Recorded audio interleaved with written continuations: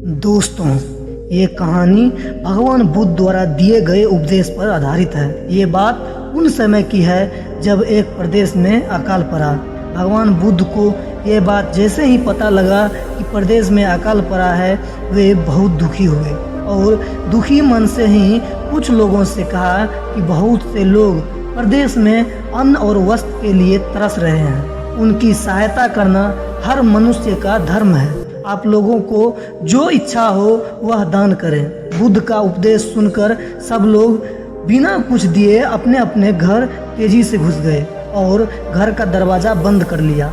लेकिन एक व्यक्ति जो देखने से काफी गरीब प्रतीत हो रहा था, वह बैठा ही रहा और सोचने लगा कि मेरे पास तो शरीर पर कपड़े के अलावा कुछ है ही नहीं, तो मैं क्या दान कर सकता हूँ। अगर मैं इन्हें भी उतार कर दे दूंगा तो नंगा हो जाऊंगा। लेकिन उसके दिमाग में फिर आया कि धरती पर बहुत सारे मनुष्य बिना वस्त्र के रहते हैं और मनुष्य बिना वस्त्र के पैदा भी होता है और बिना वस्त्र के ही मर जाते हैं, और कई साधु सन्यासी बिना वस्त्र के ही हर मौसम में रहते हैं। तो फिर मैं बिना वस्त्र के क्यों नहीं जीवित रह सकता हूँ। उसने अपना वस्त्र जल्दी से उतारा और गौतम बुद्ध को दे दिए। लेकिन बुद्ध ने उसे आशीर्वाद दिया और वह व्यक्ति बहुत प्रसन्न होकर अपने घर की ओर चल पड़ा और चलते चलते वह खुशी से चिल्लाकर कह रहा था, आज मैंने अपने आधे मन को जीत लिया। लेकिन तभी उसी समय सामने से राजा की सवारी गुजर रही थी।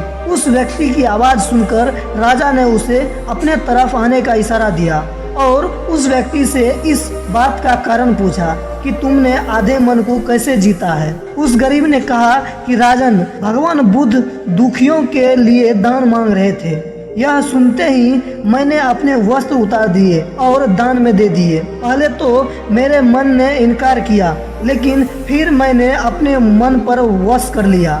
मैंने अपने मन को समझाया कि मनुष्य बिना वस्त्र के पैदा होता है और मृत्यु होने पर साथ में कुछ भी नहीं जाता।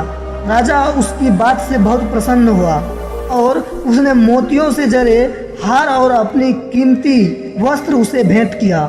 पर उस व्यक्ति ने वह सब ले जाकर भगवान बुद्ध के चरणों में रख दिए। गौतम बुद्ध ने उसे हृदय से लगाते हुए कहा, जो दूसरों के लिए अपना सब कुछ दे देता है, उसकी बराबरी कोई नहीं कर सकता।